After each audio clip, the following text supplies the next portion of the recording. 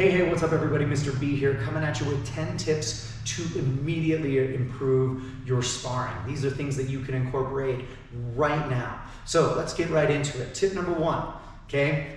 It's a sparring class. The first rule of sparring class is you're gonna get hit.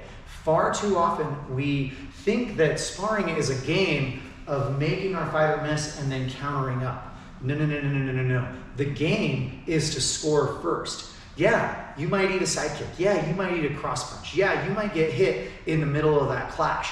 But that's not the point. The point is to score first. So I want to get my hands on a scoring area as fast as soon as possible. All right? Don't be afraid to get hit. All right, so tip number two, use the entire ring. I can't tell you enough how many fighters fight forward and fight backward.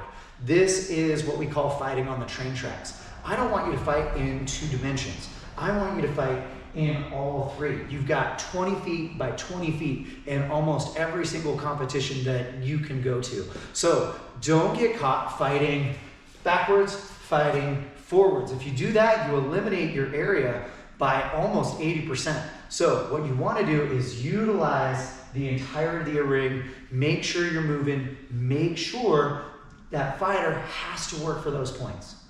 All right, so tip number 3, stop chasing ghosts. What do I mean by that? Chasing ghosts is what happens when we are trained to go to the strike versus letting the strike come to us. What happens when we go to the strike is we start to leave ourselves open for that second or third part of our opponent's combination. What we really want to do is we want to learn to trust our guard. So if I see a block coming or a strike coming at me, I want to go ahead and move my guard into position, and I want to go ahead and let that fighter hit my guard. Remember, it's not about not getting hit. It's about hitting first. So I want to go ahead and let them put their moves on my guard.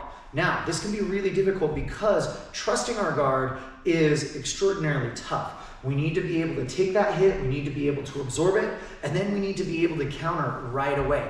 But the more we can trust our guard and the less we start going to that strike or going to that kick, the more availability we're gonna have to counter up and the better we're gonna be in the ring. All right, so tip number 4, always be moving. Always. All right, I can't tell you if it's just like moving in a simple set bounce, making sure that you're light on your feet, okay, cutting, making sure that your fighter has to counter that step or they're gonna be out of position.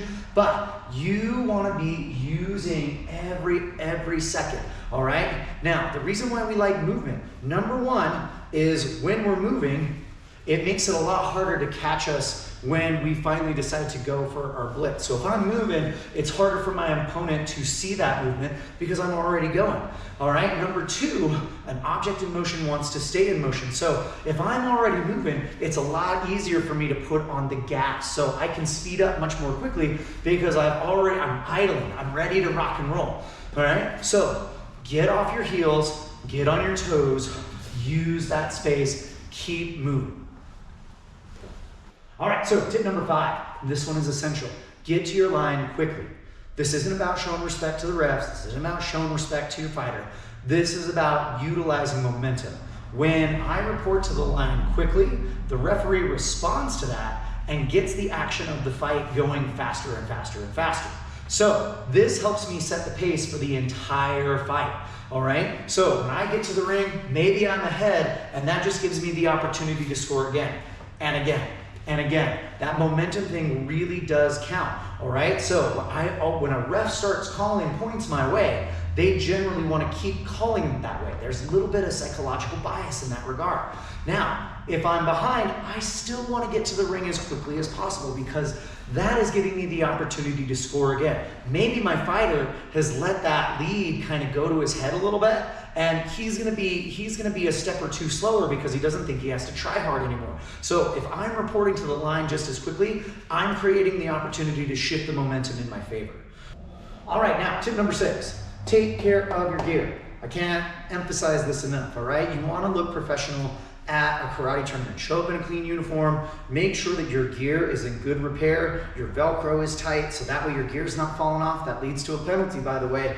Make sure that there's not like pieces falling off or anything else like that. What this demonstrates in the sport of martial arts is your seriousness and your professionalism. And as black belts, we all take that very, very seriously. Okay, if we show up and a guy's got like gear that he's had for 13 years and it's just falling all over the place, some of us are a little worried, like, oh man, I don't know if I want to fight this guy. I don't necessarily know if he has the discipline to be following all the rules, all right? That demonstrates your ability to follow instructions, be a professional, you're gonna follow the rules. I want to fight with you again and again and again because I know you're bringing a level of professionalism to our competitions. You're going to elevate me, all right? So how you present yourself matters in competition, okay? Clean uniform, gear in good repair. Make sure your mouthpiece fits. Make sure you got your cup on. All right, number 7, and I had a lot of issues with where to put this one, but this is really important. Know the rules of competition, all right?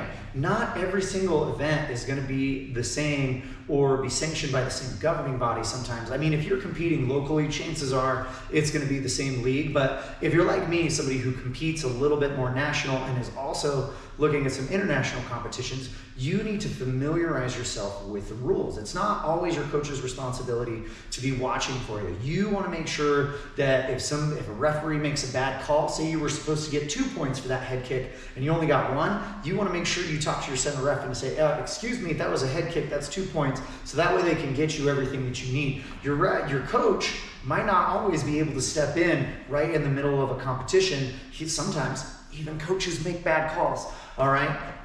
Make sure that you understand if the groin is a legal target area. Make sure that you know if hands are worth 1 point, if kicks are worth 2 points to the head, or spinning kicks are worth 3 points to the head, okay? You wanna understand your rules inside and out. This is just gonna make you a better competitor. All right, tip number 8, take your rest. In competitions, especially in the semifinal and the final round, you are gonna be asked to fight rounds back to back to back to back, okay? So maybe you're out there and you win a spot for 3rd and 4th place and they immediately call you up. Most competitions are gonna give you a minute to catch your breath and get ready to go again before you step into that ring for that 2nd round, all right? This is gonna be really, really important that you take that opportunity and rest up. Some of us are really proud and we're like, oh no, I'm good, let's go, let's go. I can't tell you how many times that's cost a competitor that position. Sometimes it happens in the 1st or 2nd place round, okay? You wanna take that rest, you want the opportunity to go into that round refreshed and ready to rock and roll. So, number 9, watch your cross step, okay? What happens to a lot of us is when our fighter is starting to circle up on us, right? We maybe want to start moving around the ring just like so, or sometimes we'll cross up just like that. When we do that, that is a cue, okay, for my fighter on the other side to blitz. Normally when I'm in a cross position like so, I am in what is considered a harder position to be able to move well, all right? Now, sometimes I utilize a cross step to set up my spinning back kick, but I try really, really hard to make sure that I either step back foot first if I'm moving on the onset offensive, or my front foot first if I'm moving defensively. So always make sure that when you're watching your feet or you're training your footwork drills, you are not crossing that line and putting yourself in a position to get blitzed on or kicked on or have that opponent really take the offensive towards you. All right, now, tip number 10, and this is probably one of the best pieces of advice I'm gonna give you all day. Utilize your angles. This goes back to rule number 3, all right? Using the entire ring. We wanna fight in 3 dimensions, okay? So, what I'm talking about is, say I've got a fighter right here, right on the fight line, right in front of me, okay? I don't always wanna go straight into him because that side kick's probably gonna be waiting for me. It's really hard for a fighter to initiate a kick on an angle or even a counterattack on an angle once they're behind the action. So I want to be the person who initiates the action here by stepping on my 45 and then getting my score there. I can also utilize my angles on the defensive by getting my fadeaway step as my fighter cuts, and then boom, I'll counter up. I can't tell you how important it is to utilize those angles when you are fighting. All right, guys, those are your top 10 tips. You can immediately start getting these into your training right now, today, tomorrow, whenever you're going to be in the studio next. I highly recommend it.